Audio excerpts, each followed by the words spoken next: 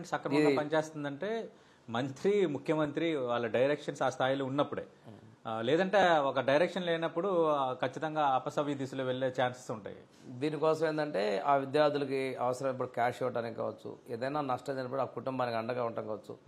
స్వాంతన అనేటువంటి ఒక పథకాన్ని కూడా తీసుకొచ్చి ప్రభుత్వం ఈ పిల్లలకి ఆ కుటుంబానికి అండగా ఉండేదని కూడా ఒక స్కీమ్ని మేము ప్రారంభించడం జరిగిందండి. ఓన్లీ సోషల్ వెల్ఫేర్ స్కూల్లో. మరో కీలకమైనది వృద్ధులు, దివ్యాంగులు. వాళ్ళు కూడా నెంబర్ ఎక్కువగా ఉంటారు. రెండు సొసైటీలో వాళ్ళు ఒక రక్షణ, ఒక గౌరవాన్ని కోరుకుంటారు. ఆ రెండు శాఖలు కూడా మీ పరిధిలోనే ఉన్నాయి. ఆ విషయంలో మీరు ఈ ఏడాదిలో తీసుకున్న ఇనిషియేటివ్స్ ఏంటి? మొట్టమొదటిది మా ముఖ్యమంత్రి గారు ఎన్డీఏ ప్రభుత్వం ఇచ్చినటువంటి హామీ ఎన్టీఆర్ భరోసా ద్వారా పెన్షన్ని 4,000 రూపాయలు చేస్తా ఉన్నాం. దివ్యాంగులకి 6,000, 15,000, అదేవిధంగా దీర్ఘకాలిక వ్యాధులు ఉన్నటువంటి వాళ్ళకి 10,000 రూపాయలు ఇస్తామని చెప్పాం.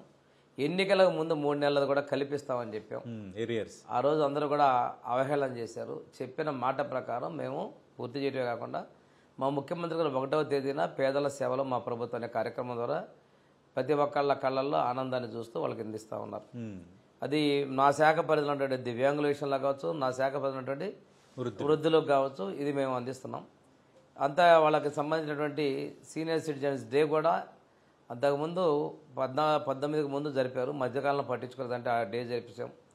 జిల్లా స్థాయిలో ప్రతి అధికారిక కార్యక్రమాలు నిర్వహించాం. వారికి సంబంధించి సీనియర్ సిటిజన్ కార్డ్స్ను కూడా మేము ఇవ్వడం జరిగింది. సీనియర్ సిటిజన్ స్టేట్ కౌన్సిల్ బాడీలో మీటింగ్ పెట్టడం జరిగింది.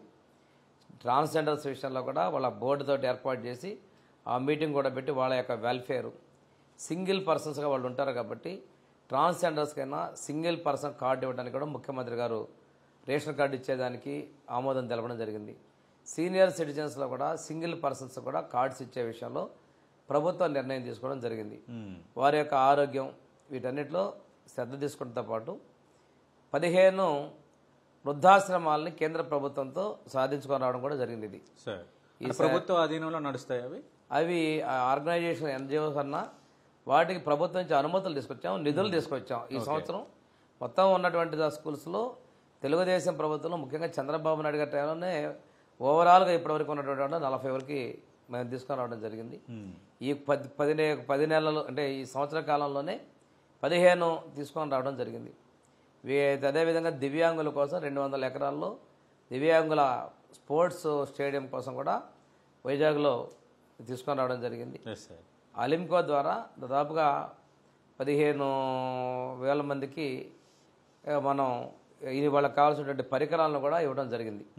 అంధ విద్యార్థులు ల్యాప్టాప్లు ఇవ్వడం, మేము ఇవి అదేవిధంగా చెవిటి మోగ వాళ్ళ కోసం బాత్రూంలోకి పిలవలేరనే ఉద్దేశంతో ఒక ఎమర్జెన్సీ కాలింగ్ బెల్స్, వాళ్ళు ఎక్కడైనా ఉండకూడదు ప్రమాదం జరిగితే ఆ బెల్ నొక్కితే ఆ హాస్టల్స్ ఉన్నటువంటి సిబ్బంది స్పందించే విధంగా ఎమర్జెన్సీ బెల్, బ్లైండ్ పీపుల్ కోసం రెడ్ లైట్, ఆ లైట్ వెలిగితే ప్రమాదం ఉందనేటువంటి సంకేతాలని అలారమ్స్ని కూడా నేను వచ్చిన తర్వాత విజిట్ చేసి గమనించి రాష్ట్ర వ్యాప్తంగా అలాంటివి ఏర్పాటు చేయడం నీడ్ వాళ్ళ అవసరం నేను గమనించిన లోపాన్ని చూసాము. అవన్నీ కూడా రాష్ట్ర వ్యాప్తంగా అన్ని హాస్టల్స్, రెసిడెన్షియల్ స్కూల్స్లో ఇవి ఏర్పాటు చేసాం. ఆ బెల్ నొక్కగానే ఎంటైర్ ప్రెమిసెస్లో బెల్ మోగుతుంది. బెల్ మోగగానే ఎవరో వాళ్ళు అటెండ్ అయ్యి వాళ్ళకి హెల్ప్ చేయడానికి వెళ్తారు. వాళ్ళకి వాళ్ళు పిలిచి అరవలేరు, మాట్లాడలేని పరిస్థితిలో అటువంటి వాళ్ళ కోసం. ఇంకొకటి వాళ్ళ బాపట్ల స్కూళ్ళు విజిట్ చేసిన దానిలో మనం వాళ్ళకి additional facility local MLA Varma గారు డిపార్ట్మెంట్ తరఫున ఫెసిలిటీస్ క్రియేట్ చేయడం జరిగింది. అదేవిధంగా వైజాగ్లో బ్లైండ్ స్కూల్లో కూడా దివీస్ ల్యాబ్ సహకారంతో అడిషనల్ ఫెసిలిటీస్ కూడా క్రియేట్ చేస్తా ఉన్నాం. వాళ్ళకి కావాల్సినటువంటి రిక్వైర్మెంట్ ఇస్తున్నాం. బ్రెయిలీ లిపి పుస్తకాలు కూడా రేపు విద్యా సంవత్సరం మొదట్లోనే ఇచ్చే విధంగా చర్యలు తీసుకుంటున్నాం. సార్, ఇప్పుడు మీరు ఆల్రెడీ హాస్టల్లో అప్పుడప్పుడు వెళ్తున్నారు, విద్యార్థులతో కలిసి భోజనం చేస్తున్నారు. నేను ఒక దగ్గర చూశాను, ఒక సంఘటనలో మీరు ఆ విద్యార్థికి అనారోగ్యం అయితే మీరు వైద్యం చేశారు.